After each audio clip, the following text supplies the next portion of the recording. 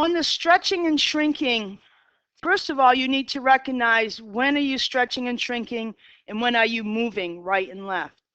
Whenever you see a constant that's not being added or subtracted to your function, you know you're in your stretching and shrinking mode, okay? So that's where you have a factor. Factor means you're multiplying your function by something here. So the factor here is 2, the factor here is -3, the factor there is 1/2. Anytime it's outside your function, it's a vertical situation. How do you know that? When you look at this function g of x, you know you can replace x squared with the notation f of x, because f of x equals x squared. So wherever you see x squared, you replace it with f of x. That tells you you're operating on the outside of your function because the 2 is outside. So everything here you're talking about will be in terms of vertical stretches or vertical shrinks. Okay, so everything on this page, and I think I've covered everybody with this, is a vertical shrink or stretch. Okay, so when you're talking about shrinking and stretching, you always have to tell me what direction, whether it's vertical or horizontal. You also have to put in by how much. How much are you stretching and shrinking? What factor? What multiple? You can say by a multiple of 2, by doubling all my f of x values, whatever feels comfortable to you.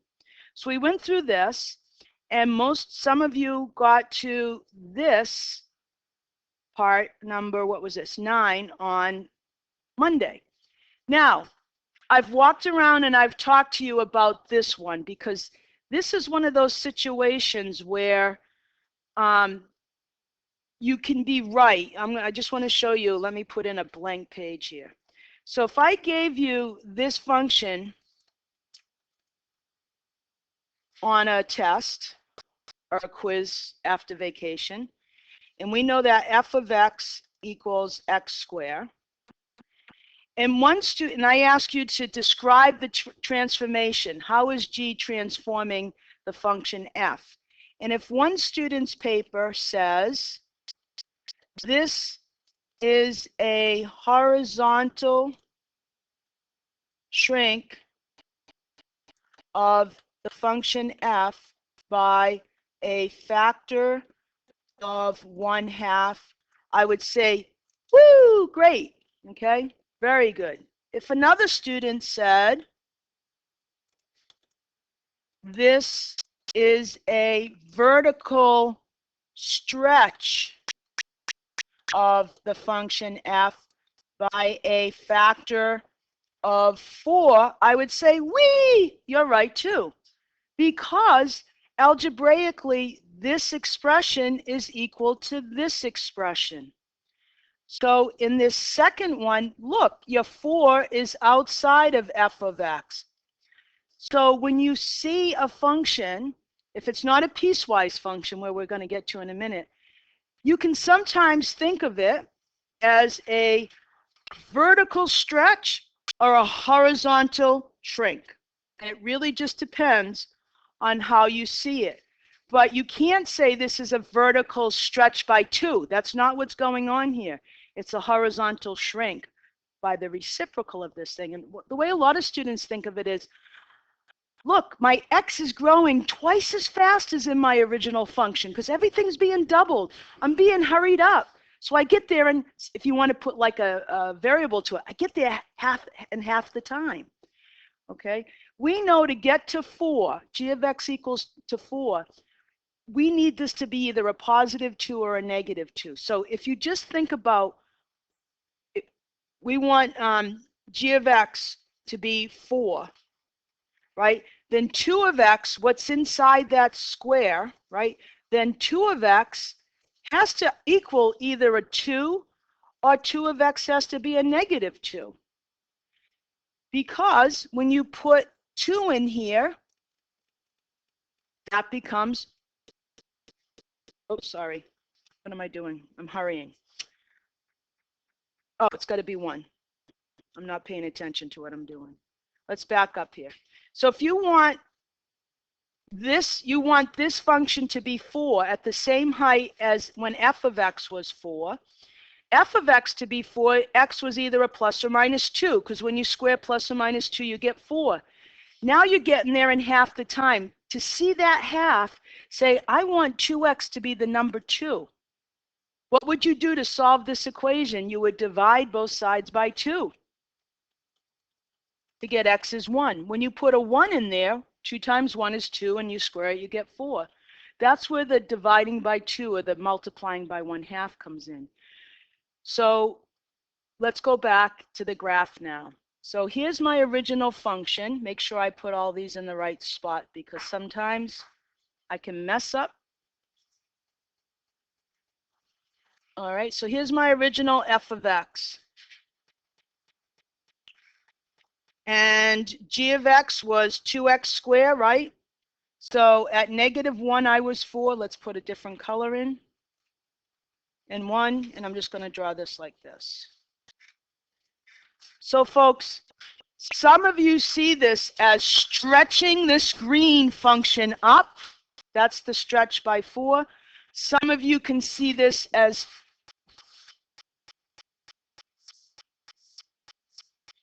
shrinking, okay, horizontally. So again, that's a very subtle point, but some of you were there, and I had to show you this. Okay. Now, let's get, the other day I gave you a recap, remember, and I asked you to copy it. I actually Xeroxed it out for you in case you couldn't get it all. So this is on your vertical shifts. So I did do this. One of you want to put one of these in the folder for Elena? 1, 2, 3, 4. So some of you I know are having trouble copying this all down. So here it is. You want to just pass these back? All right. It will come around.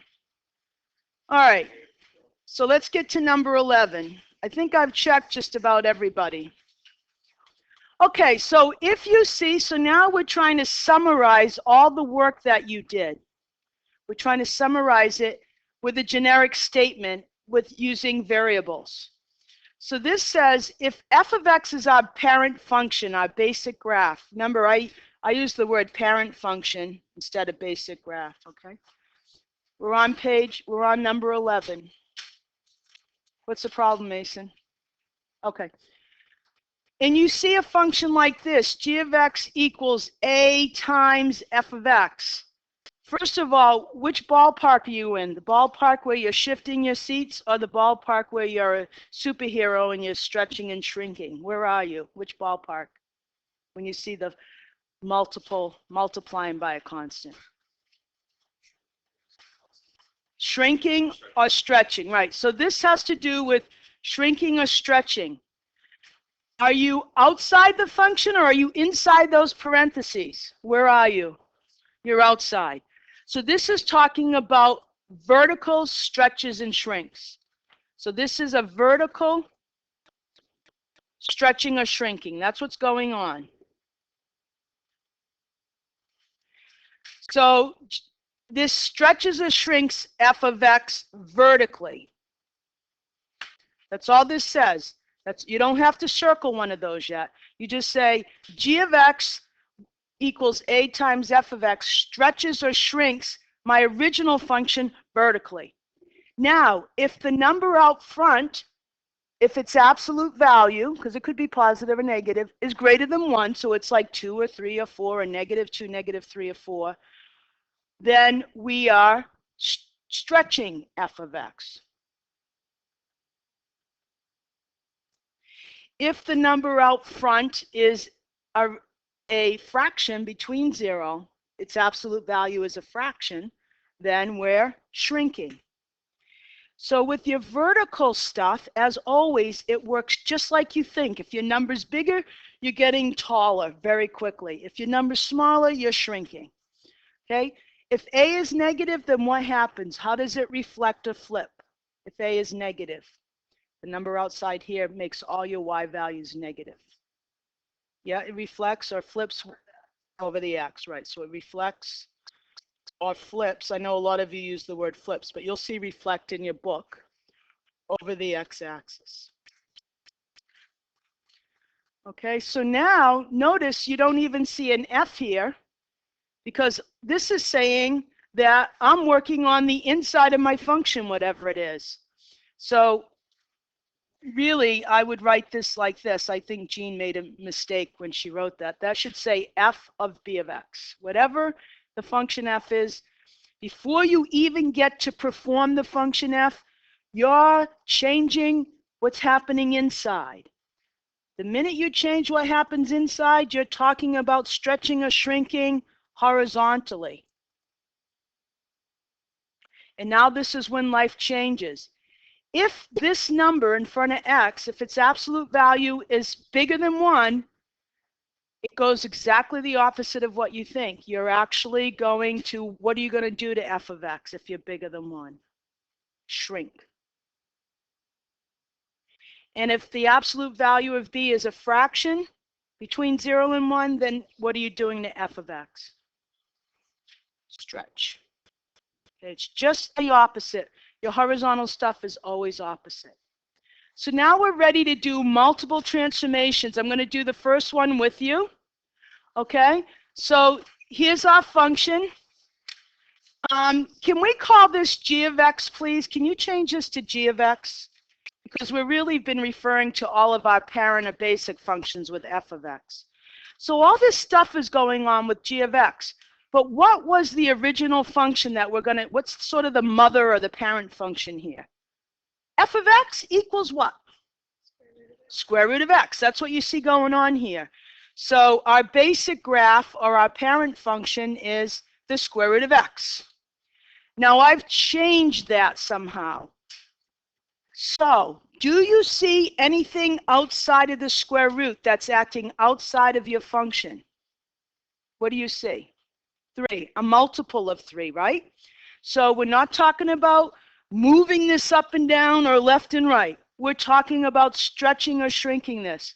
If you're outside the function, how am I stretching or shrinking this? How am I vertically or horizontally? Vertically stretching this by 3. So the graph is being stretched vertically by a factor of 3. Now go inside the square root. Now you've allowed to go into the secret cave of the square root function. And once you're in there, you've got to act not like yourself. You've got to act opposite of who you are. So inside, I see that I'm being multiplied by a half. So I'm not getting smaller. It's a magic world. I'm getting bigger. So I'm stretching horizontally by a factor of 2. Okay, so let's graph this. Let's graph g of x. Well, first of all, there's only really a couple of nice points with the square root function, right? So let's just do a couple of nice points for our original function f of x. Let's do some nice numbers like this.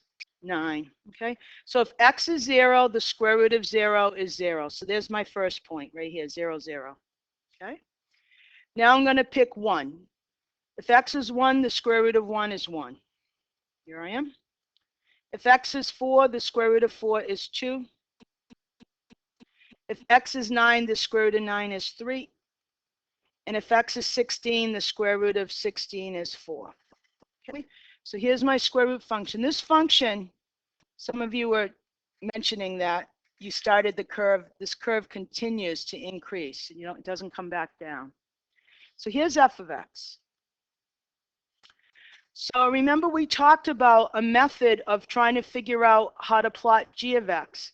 So let's take some of our anchor points. Our anchor points here are 0, 0, 1, 1, 4, 2, 9, 3, and 16, 4. So that's these 1, 2, 3, 4, 5 points that I just graphed. We'll call those our anchor points or our key points. 2 things are happening to f of x, 2 transformations. So you can go like this. Now, originally when you were doing this with your shifting, a lot of you said, oh, I can just do this in my head, and that's true. But when we get to the stretches and the shrinks, this is really a good little method to use to kind of help you. Okay, so we just said we're going to vertically stretch everything by 3. So I'm going to do that first. I'm going to vertically stretch by 3. Now, some of you might want to write there, multiply all my y values by 3. Whatever works for you. It all means the same thing. So I'm going to keep all my x's exactly the same, and I'm going to vertically stretch all my y values by 3. That's my first transformation. But I got something else I have to do. I now have to horizontally shrink. Am I shrinking?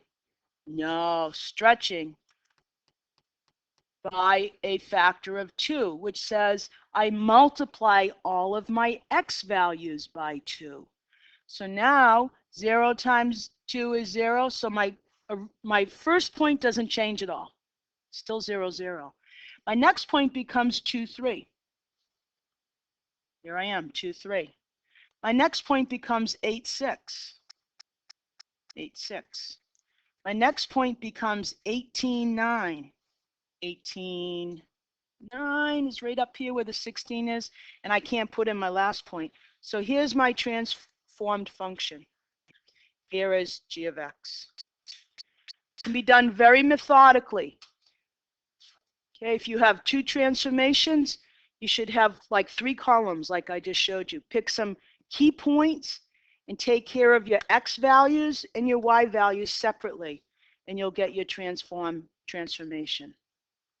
Okay, any questions on that before we move along?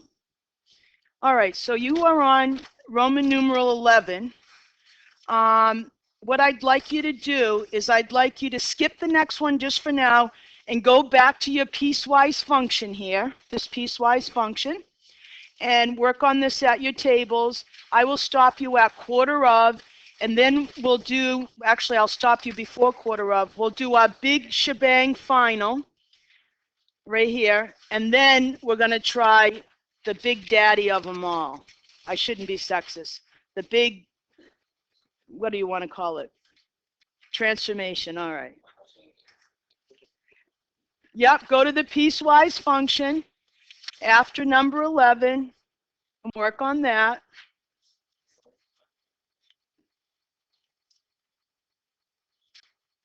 So this generic function has shifts and stretches and shrinks, and they're all represented by the letters A, B, C, D. All right. So then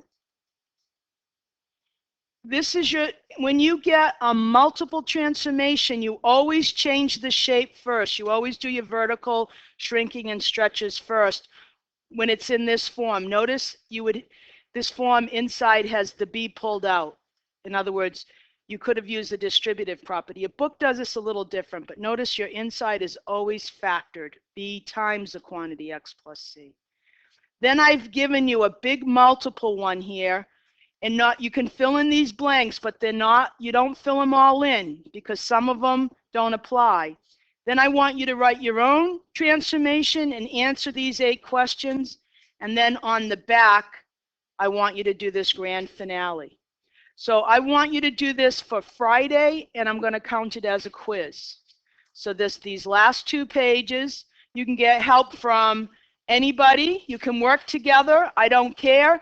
But if you work with somebody else or others, put all of your names on one and pass it in. I don't want to grade table 5s 4 times. If you work with 3 other people, put their names on it and I'll grade it.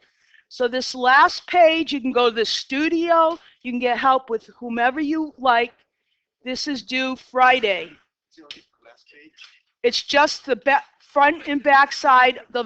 Tear off the last page, front and back, okay? And you can start it now. You still have 2 minutes left. Okay, so this is how we talk about what the work that you were doing with all the stretching and the shrinking of your functions both vertically and horizontally. And this kind of condenses it into a generic statement that will cover every possibility you could look at, because notice this is all in terms of variables here. So it says if f of x is our basic graph, remember I've been referring to basic graphs as parent function. So if that's our parent function, then we have an offspring, and we create the offspring, the son or the daughter, this way. Now, to determine whether, when you think of stretching and shrinking, to determine whether it's a vertical stretch or a horizontal, you look to see where your factor, the number you're multiplying by, is. If it's outside the function, you're a vertical stretch. If you're inside the function, in fact, this should say, this is a typo, that should say f of bx, f of bx, because whatever the function is, you're putting bx into it. Okay, so this first one, since you are outside the function, you know that we're talking about something that's happening vertically. So if you look at this function, it's either going to stretch or shrink your original function vertically. So that's what you write here. Now, if the number out in front, this factor in absolute value, because we know it could be negative or positive, if in absolute value it's a number greater than 1, it works just like we think. All of our y values will be multiplied by the absolute value of a. They're all going to get taller for the same x value, right? All taller. Not for the same x value. They just, if we put in like f of 1 into our first function, and then we have a times f of 1, it's going to be that much further above the x-axis, a times taller than it was at 1 for f of 1, right? So if a, the absolute value a is greater than 1, then f of x stretches. You're outside, it works just like you think it would. If a is a fraction, then f of x shrinks. Now, h of x says, I'm going to perform my function, but before I perform my function, my inside is changing. My input is changing. That's everything along my x-axis. That's my horizontal. So I'm going to stretch or shrink horizontally. And everything that happens horizontally is the inverse or opposite. To say opposite's okay when we're adding and subtracting. It's really inverse here. You're really taking your number and literally finding its reciprocal. So 2 becomes a half becomes 2. So if b, the absolute value of b, is greater than 1, f of x is going to do the opposite of what it did vertically. It's going to shrink. And if b is a fraction, it's going to stretch. So this is a summary. Oh, and up here, if a is negative, then you flip. Some of you say flip, or the mathematical way of saying it is to reflect over the x-axis. You always have to say which axis you're flipping or reflecting over. Okay, so sometimes when you get a problem, you can see it as either, for example, a vertical stretch or a horizontal shrink. And I know that that's a little hard to take in right now. I want to just go back a little teeny bit to this number 9, okay? Number 9, our basic function is f of x, which is this green parabola. Now, if you don't look below this graph at anything, and if I just gave you, let's suppose, I'm even going to make this, let's suppose I gave you, yeah, I'm going to make up a quiz question right now. I want that to be blue. Okay, so let's suppose you're not looking down below. If I asked you how this blue function, how it changed f of x, you can tell me one or two things. You could say, that g of x has vertically stretched f of x by a factor of 4. One student wrote that on their paper, I'd say correct. Or you could say g of x has horizontally shrunk f of x by a factor of 1/2, and that would be correct, because g of x on this particular page is written this way, and the quantity 2x squared can be written this way. So in this second case, look at where your 4 is. It's outside of the x squared. So you could write this as 4 times f of x. Once you do that, you're talking about this statement. You're vertically stretching. So look at what's happening at -1. On your original function, you were 1 unit above the x-axis. Now where are you? 4 units. So you're looking at your distance stretching, right? That's a vertical stretch. When you write it this way, before you even get a chance to square, you're changing your input. So now you look at, instead of putting your line through -1, you pick on a y value. And now you say, to get to 4, I had to walk 2 units to the right or left. Now I can get there in just 1 unit left or right.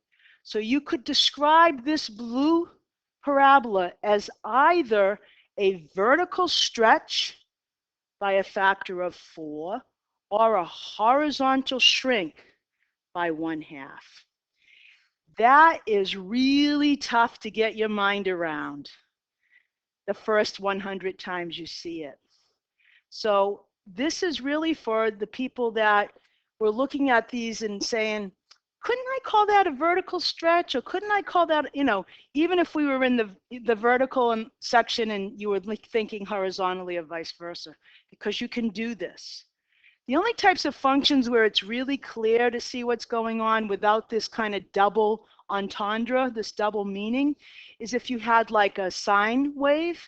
When you stretch that and when you shrink it, you can clearly see it. But these functions, you can always tend to see 2 ways. And the mistake you don't want to make is you don't want to look at the quantity 2x squared and say you're vertically stretching it by 2, because the number always has to be outside of the square. Just like if I gave you this one, and you had this on your paper.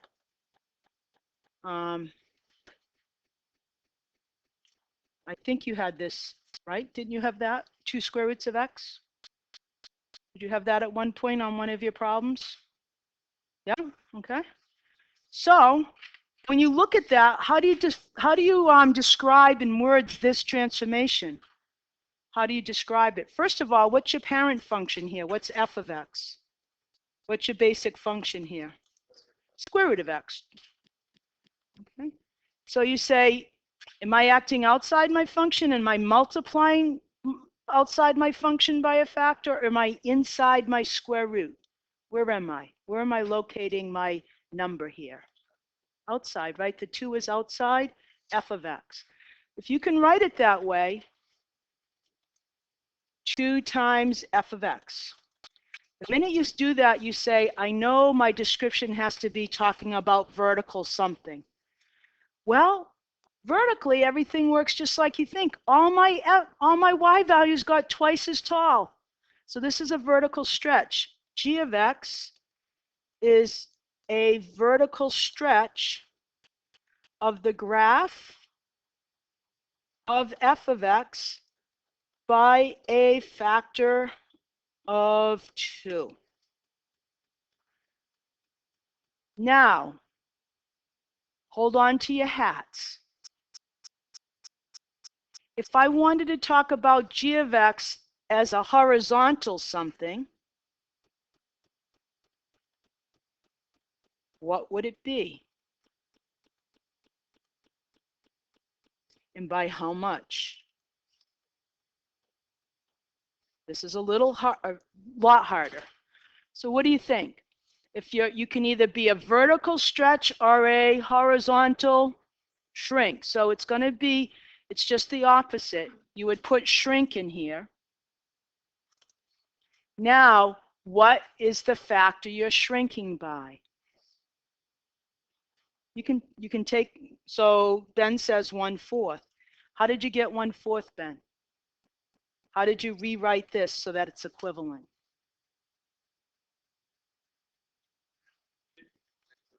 You took a guess. Well, it was a great guess. So remember when I took this function and I wrote it as this function as that equivalency? What can I write over here so that everything is under the square root sign and it's exactly the same? What? The square root of 4x, right? Now I'm inside my function. I'm inside my secret cave and magic's performed. I appear to be exactly the inverse, or if you want to say opposite of what it looks like. So here, this says I am shrinking horizontally by, flip it over, 4/1 becomes 1/4. So Ben made a great guess. Okay, so if you want to change the original form I give it to you in, if you want to take something that's written as a vertical stretch and change it to a horizontal shrink, then you have to write an equivalent algebraic expression and then decide what's going on, right? Now, I'm not going to be asking you to do this. I'm just showing you this. I'm never going to give you one of these on a test and say, take this vertical stretch and turn it into a horizontal shrink. And the truth be told, in lots of my other classes prior to this semester, I was only able to show this idea to a select few in the class who kind of got there. But I think these 3 days, some of you are already getting there, and I wanted to share this with you. So I hope I didn't confuse you, but I wanted to hopefully bring some light to those people who saw this both ways. All right, so here's our big conclusion right here. All right, now you have 2 graphs to do. All right, I am going to do the first one with you, and then I'd like you, why don't we do this one first? Let's turn to this one, which is your piecewise. That's a couple of pages after Roman numeral 11. Is everybody there? Okay. Every time we get a function that we're transforming, find some key points. So this is exactly the same function that we were working with way back in like number 3 or 4. And here are my key points. -6, 5. -2, 1. And watch me, because I can really mess this up sometimes. 2, 3. And 4, 5. Okay, those are my key points, my anchor points. Did I mess up? Where? Huh? What did I say? Oh, I skipped it, but I wrote it. Okay. That's no need to apologize. I told you to watch me, so you're just doing your job. All right. Okay. And then we discussed this method earlier, and earlier you said, oh, I can just eyeball it, no need to do this. But now life is going to get a little more complicated. We're going to be doing lots of transformations. So let's take a look at how we're going to transform f of x. That's right down here. 3 times f of 2x. All right, so the first thing I want you to do on the bottom scale is change the scale of your y-axis right here. Instead of 1, 2, 3, do multiples of 3. 3, 6, 9, 12, 15, 18, 21.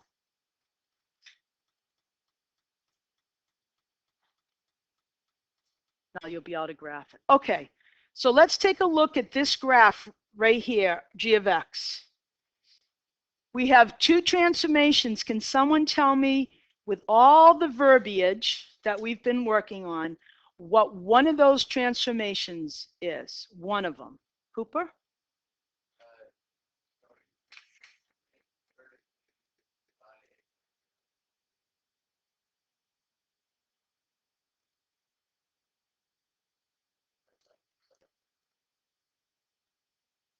Shrink vertically by a factor of 3. Does everybody agree with that? No.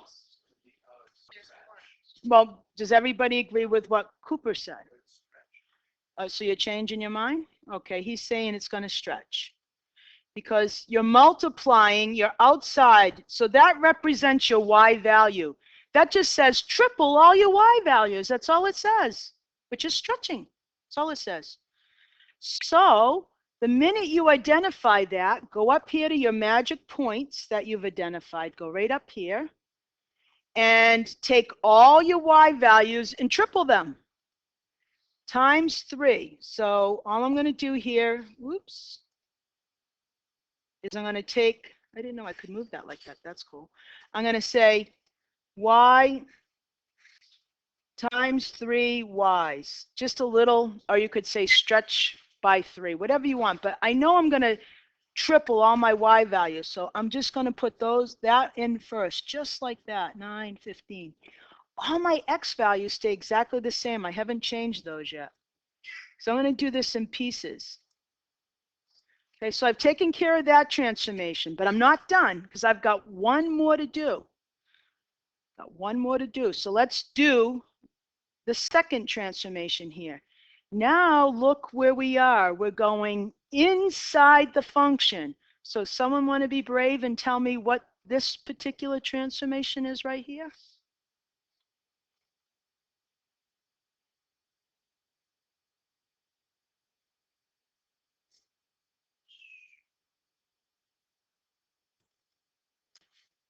I can hear you talking, but I can't hear what you say. Shrink horizontally. And here's the big moment. Horizontally. I spelled that wrong. Hang on. Horizontally. Oh, I forgot how to spell that all of a sudden. L-L-Y? By a factor of, if you do 2, is it going to make something smaller? Yes, absolutely. So remember, your factor and your word here have to go together, right? You're shrinking, you're taking half of something, not doubling it, right? So now, what values are going to shrink by half? My X values. I'm going to take all my X values and either multiply them by half or divide by 2. So now I take my X values and divide them by 2. Great. So I got negative 3, 15. I've got negative 1, 3. I've got 0, 21. I've got 1, 9. And I've got 2, 15. And there I am. There are my coordinates, my X coordinate and my G of X coordinate.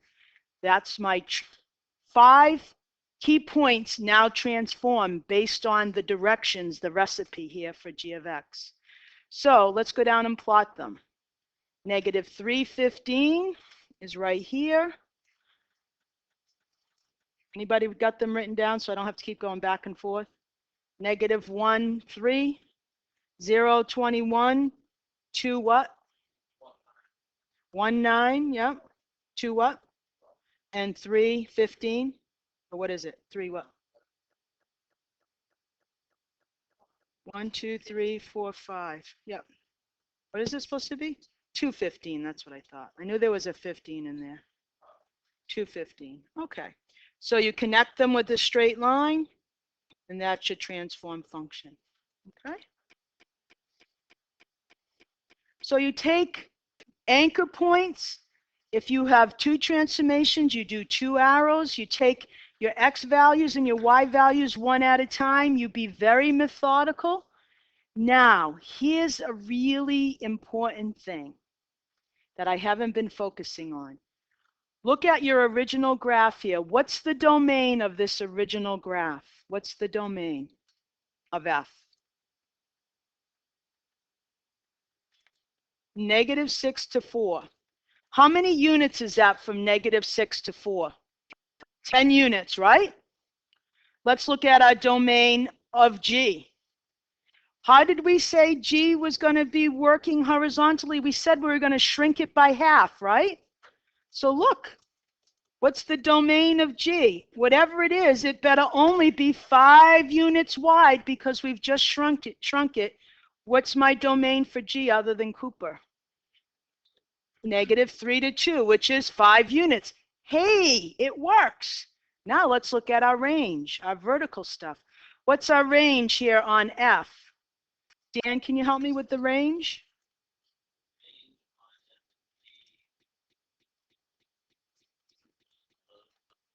One to 7. How many units is that? 6.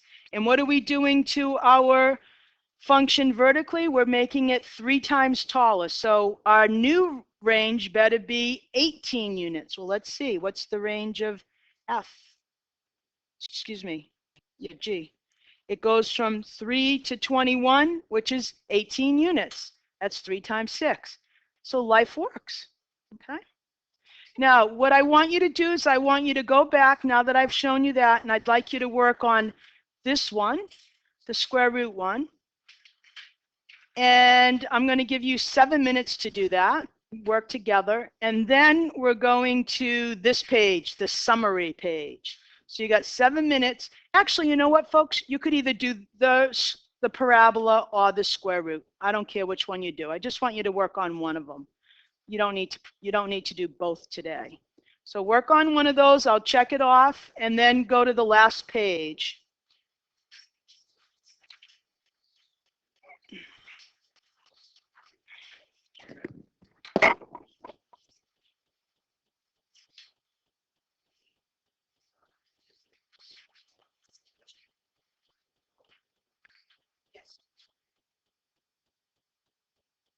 I didn't videotape.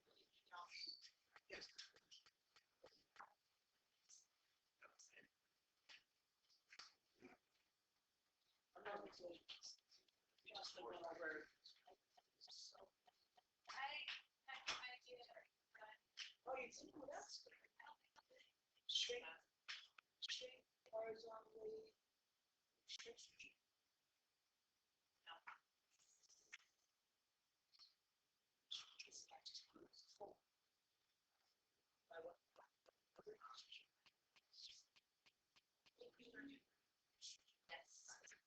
Yeah, and then you got this. Yeah, that's fine. Okay, I was gonna say, I was like, I'm really getting one. Okay.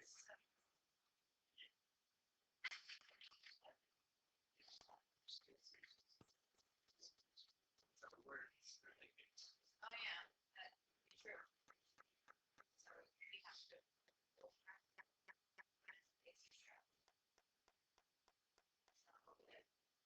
You're doing it all at once. So one thing that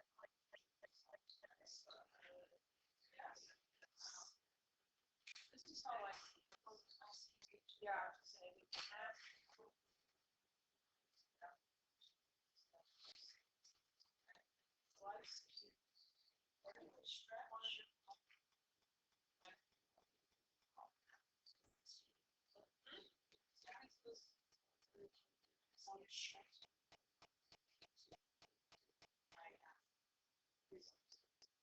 Yeah, it was four. Yeah, it was four.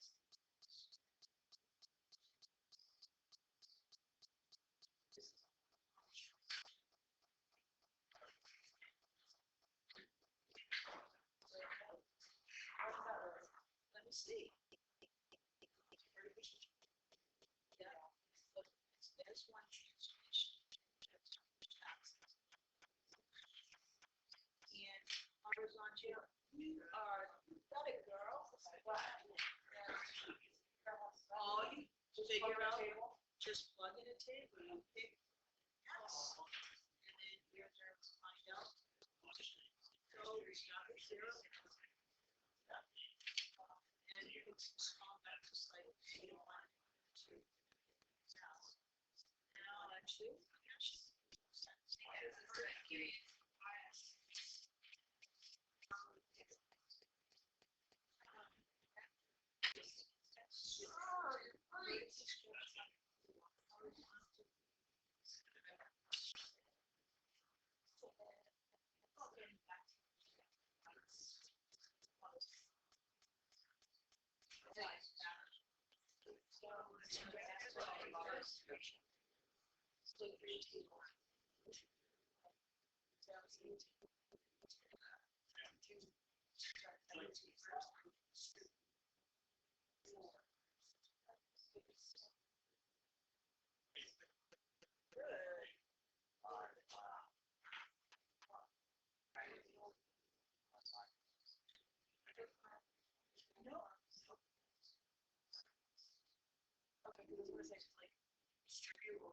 No.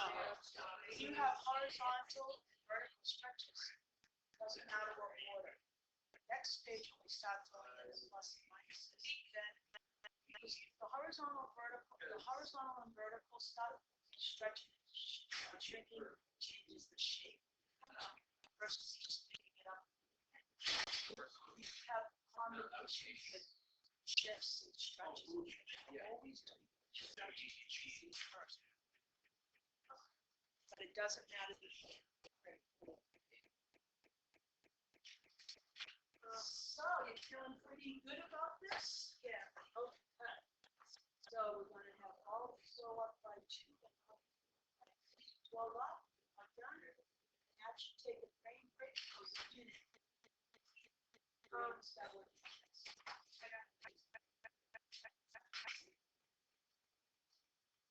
So that's a good place for it. Very good. Just send it to me.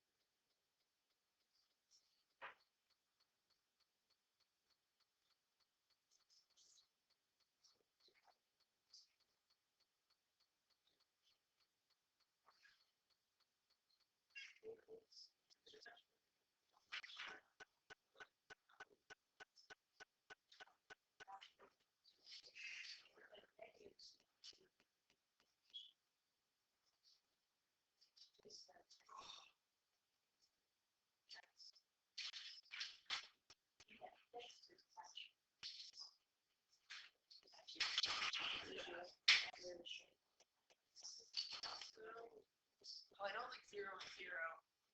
So you just, so it doesn't matter what order. All right. So let's turn to. Wow, I was recording myself while I was wearing each one to pull out. So you're gonna have to listen to that. Okay. So let's turn to this.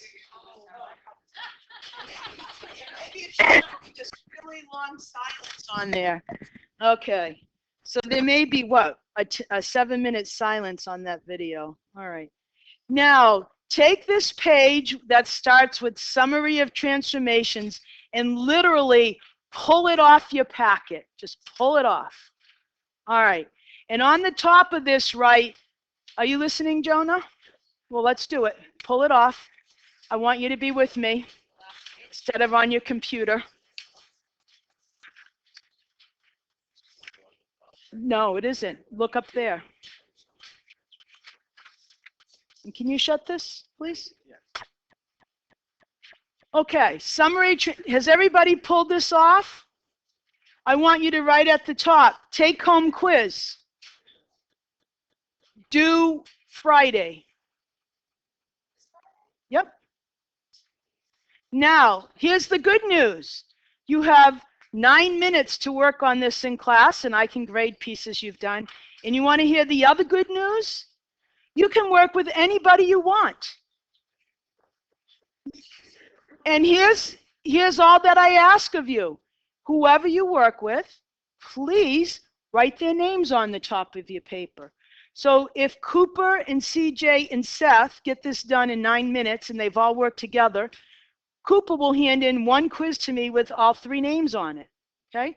If you want to work individually, that's fine. If all 10 of you wanted to work together right now, that's fine. I don't care. You can go to the studio and work with somebody. But if you work with a teacher, what do I expect? Teacher's name. That's it. So that's the great news, okay? Everybody should, but I want you to make sure you understand all these parts. So let's go through them really quickly. The first part wants you to identify A, B, C, or D. And then there's a statement. The second part gives you a function and then asks you, and it says, note, you will not fill in all of these blanks. There's 8 statements. You only have 1, 2, 3, 4 numbers. So you're only going to fill in 4 of these probably. I'm not saying that's for sure. Then it says, and this is the part you can miss. Now you write a transformation and answer the questions, these 8 questions yourself for whatever function you pick. Okay, so basically you could just write over here if you want, just to save time. You could put 1, 2, 3, or you could rewrite it for yourself. And then finally, you have the grand finale. Here's that piecewise function we've been working on. And here's the final transformation I want you to do. So this is your take-home quiz. You can start working right now. If for some reason you plan on not being here Friday, I will not accept it Monday, so you can either get it to me by putting it under my door, you could scan it and send it to me, whatever you want to do. But if for some reason you're not planning on being here Friday, just get it to me. If you have a friend, you can give it to a friend, they can bring it to me. So you got 6 minutes. If you want to get through 1 through 5, I can even give you little checks or minuses before it's even due. Okay?